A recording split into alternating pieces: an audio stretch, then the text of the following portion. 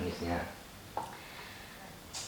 Nah, kemudian tadi soal belajar kehidupan di Universitas Kehidupan, satu impian Bapak dari dulu tentang Gunung Kidul yang belum tercapai apa sih Pak?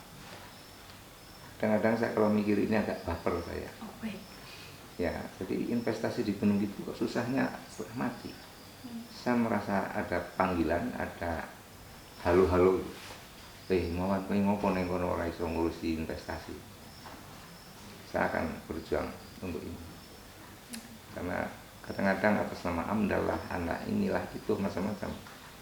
Daerah yang bisa disebut sebagai daerah seperti Gunung Kidul tidak menjadi kurang lengkap atau wingnya, sayapnya itu tidak seimbang apabila tidak ada investasi. Dan jangan nyun ngapunten ya, yang para pengagum lingkungan itu jangan diakagumi. Lingkungan itu oleh Allah didoktrinkan ini untuk kehidupan dan kesejahteraan manusia seluruhnya. Jadi pertama adalah tidak boleh dikuasai secara personal lebih berlebih-lebihan. Yang kedua untuk kesejahteraan. Dan ketiga untuk bersama-sama. Jadi instrumen tanah itu bagus sekali. Tapi ketika dibuat aturan-aturan kemudian ada restriksi, nggak boleh ini, nggak boleh itu atas nama aturan.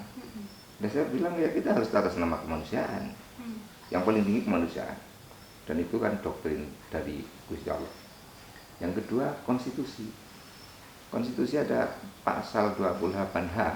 Pasal 28 ini isinya tentang hak politik, hak apa, kosok dan sebagainya itu. Di antaranya adalah tentang instrumen tanah. Itu nggak boleh diganggu oleh siapapun.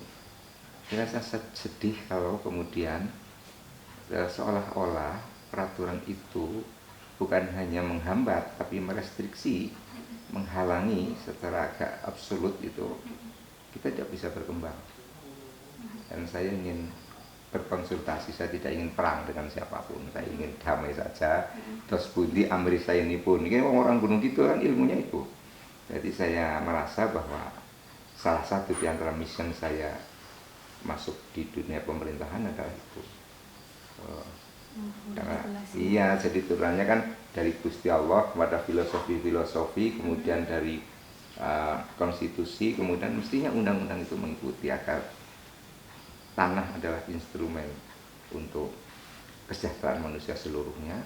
Yang kedua digunakan untuk kemajuan secara bersama, dan yang ketiga tidak dijadikan sebagai penguasaan yang berlebihan.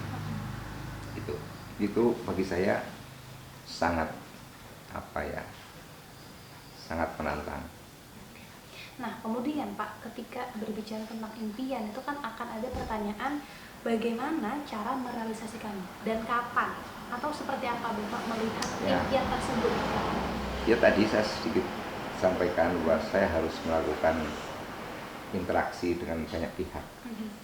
Di pikir saya juga berpikir bahwa di samping ada komisi-komisi pengawasan ini, pengawasan itu, perlulah kira-kira dibentuk, walaupun ini tidak permanen, bersifat fungsional saja, tidak struktural, komisi untuk pengawasan perizinan yang berkait dengan penggunaan tanah.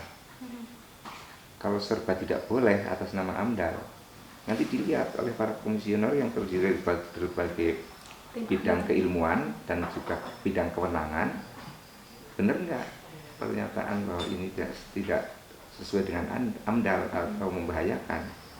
Nah, saya lihat namanya di kota, kan iri toh saya itu. Di kota itu orang mendirikan hotel itu enak saja. Hotel itu kan kelihatan aja resik gitu dari luar, tapi coba apa yang di dalam? Ngambil air tuh, ngambil air itu kan daya dukung tanah lama-lama kan kalau air permukaan itu daya dukung tanah pasti berubah walaupun sangat lama ya. Nah, kalau Gunung Kidul umpamanya ada KPAK itu berkait dengan PARS, kemudian LP2P itu kan berkait dengan pertanian, lalu SG, kalau SG ini nggak ada masalah ya, karena kalau masuk dalam diusulkan itu asal untuk kepentingan keumatan, kemasyarakatan, kebersamaan itu dipersilahkan, asal jangan disalahgunakan, bisa digunakan dan jangan disalahgunakan. Tapi kalau yang dua itu ada KPAK dan LP2B, bahwa orang Gunung Kidul harus dipatok dengan aturan-aturan seperti itu, menurut saya harus ada satu kompensasi yang signifikan. Kompensasi tidak harus uang loh ya. Kompensasi bisa instrumen untuk orang lebih mudah memperoleh sumber-sumber ekonomi. Apa itu bentuknya jalan, apa itu bentuknya modal atau apapun yang dipantau, dikontrol. Dan saya tidak setuju kalau orang Gunung Kidul dikasih uang terus uang itu cepat habis. Satu, kedua kalinya melemahkan daya juang. Betul. Orang Gunung Kidul daya juangnya sangat tinggi. Tapi kalau terus kemudian digerocok dengan uang, lama-lama wafat. Motivasinya bukan orangnya. Motivasinya Pak. Terus berjuang ya, saya tidak setuju itu. Dari pendekatan karitatif itu tidak menggembirakan. Sesaat ya bagus itu. Tapi kalau itu dipakai sebagai satu metode untuk pemberdayaan, sama sekali tidak tepat. Jadi cita-cita besar Bapak adalah bagaimana kekayaan yang ada itu bisa diakses secara merdeka dan bisa memberikan kesejahteraan untuk keseluruhan. Ada orang berteriak merdeka 100%. Terus didengarkan nih merdeka 100%. Itu apa? Artinya sesungguhnya tergambar dalam konstitusi. Negara itu punya tujuan antara lain mewujudkan kesejahteraan umum. Ini jarang dipakai di dalam pembuatan peraturan perundangan untuk diacu. Bahkan sebetulnya Pancasila itu pada Undang-Undang Nomor 15 Tahun 2019 itu Pancasila pada pasal 2 itu merupakan sumber dari segala sumber hukum. Tetapi orang tidak menggunakan filosofi aturan itu dari nilai-nilai Pancasila. Nah ini kekeliruan. Sering Pancasila jadi topeng, baik topeng yang senang maupun yang tidak senang. Terus dulu kan saya waktu zaman Pak Harto kan ada asas tunggal Pancasila. Saya kalau ngomong Pancasila kan instrumen etik dalam berbangsa dan bernegara. Tapi ada yang tidak suka, itu berkaitan dengan akidah dan sebagainya. Ya itu pendapat masing-masing. Nah oleh karena itu menurut hemat saya dalam kaitan dengan cara mewujudkan kesejahteraan, siapapun tak boleh lupa urut-urutan itu. Kalau kaitannya dengan alam ini dari Allah, pasti untuk semua manusia. Kemudian dalam negara itu ada namanya konstitusi. Konstitusi sebelum pada pasal-pasal ada pembukaan. Dan itu nggak boleh dirubah. Pembukaan absolutely tidak bisa di amandemen. Itu ada pasal-pasal sangat ideologis seperti Pancasila sebagai sumber dari segala sumber hukum. Seharusnya demokrasi kita juga demokrasi Pancasila. Tapi orang gagu untuk mengatakan demokrasi kita Pancasila, tapi juga nggak suka dengan demokrasi liberal. Ini orang karu-karuan. Jadi menurut hemat saya ini harus kembalikan bahwa ada dasar-dasar religius, ada dasar-dasar spiritual, ada dasar-dasar etik, sosial yang seringkali orang setelah melihat atau punya jabatan itu lupa. Nah saya khawatir saya termasuk di dalamnya itu. Jadi ketika itu maka apa yang Bapak lakukan supaya tetap mengingat kembali yang menjadi tujuan awal? Saya kebetulan jadi dosen legal drafting di Fakultas Hukum UI. Jadi saya harus membaca undang-undang dasar, harus membaca undang-undang dan lain-lain. Dan itu harus akrab. Memang seorang pejabat pemerintah yang tidak tahu dengan peraturan perundangan itu bisa salah membuat aturan. Seolah-olah membuat aturan itu mudah, sebenarnya sulit. Ada alasan filosofis, ada alasan sosiologis, dan ada alasan yuridis. Itu aja sudah sangat sulit. Anehnya orang senang membuat aturan. Saya pernah mengkritik ada aturan penerimaan CPNS itu hanya syaratnya apabila kampus atau alma mater yang dipakai sekolah orang yang daftar CPNS itu terakreditasi A, B.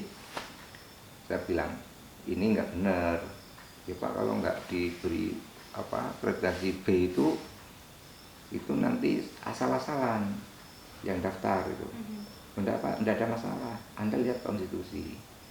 Jadi harus dibedakan seseorang mendaftar dengan sekolah berakreditasi B dengan kualitas dirinya itu kan beda.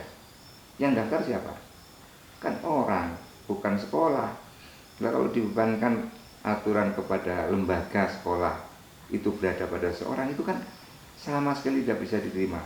Nah, saya anggap itu jadi gini, kita ini jangan baperan senggawe aturan sing merestriksi atau mempersempit wilayah-wilayah hak asasi manusia. Ini juga nggak boleh sembrono kita dalam segala hal kemudian beralasan hak asasi manusia kemudian bertindak semena-mena liberal gitu dan melawan kaidah-kaidah atau etika sosial.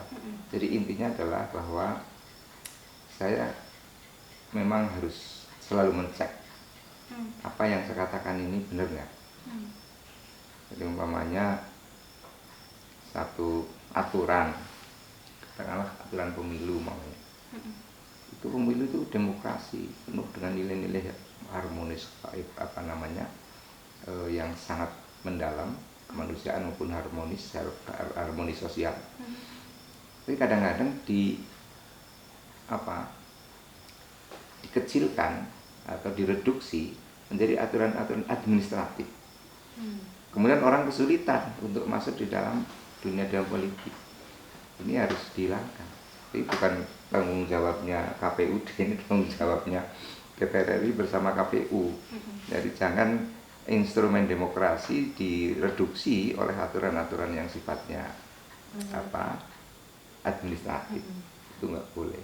Jadi supaya hidup enak itu, kalau semua hal aturan-aturan administrasi masuk ke wilayah-wilayah yang sungguh itu penuh dengan nilai-nilai hak asasi manusia dan sebagainya, itu kan kontroversial satu, yang kedua kalinya sulit untuk diimplementasikan. Aturan yang baik adalah aturan yang mudah dilaksanakan, diterima oleh semua pihak. Baik. Kira-kira gitu. Baiklah, tadi sudah banyak obrolan. Iya, monggo diminum dulu. Baiklah. Dan teman-teman, kita sudah sampai di penghujung obrolan untuk sesi yang kali ini, Pak. Nanti kita akan bikin sesi-sesi yang lain. Oh ya, saya harus lihat situ ya. Siap.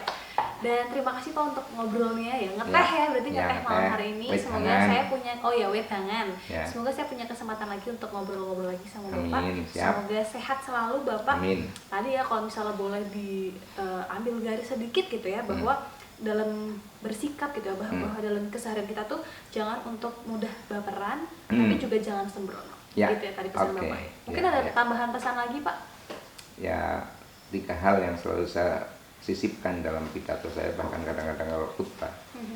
Gunung Kidul harus menjaga guyub rukun, lalu semangat peran serta dalam ikut membangun daerah, dan yang ketiga itu yang kuyung seni budaya dengan sungguh-sungguh, jangan berorientasi keuntungan dulu, karena seni budaya itu pada saatnya akan memberikan keuntungan yang besar jika kemudian dipelihara dengan ketulusan, kebersamaan, dengan minat yang besar. Oke, nah itu dia tadi ya terakhir, bahwa masyarakat Gunung Kidul harus guyub rukun, peran sertanya harus rame-rame gitu ya Pak, bareng-bareng untuk membangun daerah dan juga menjaga kelestarian seni budaya dengan sepenuh hati. Kalau gitu, terima kasih yang sudah menonton. Sampai bertemu di episode selanjutnya. Mohon maaf kalau banyak salah kata. Selamat malam. Assalamualaikum warahmatullahi wabarakatuh. Waalaikumsalam warahmatullahi wabarakatuh.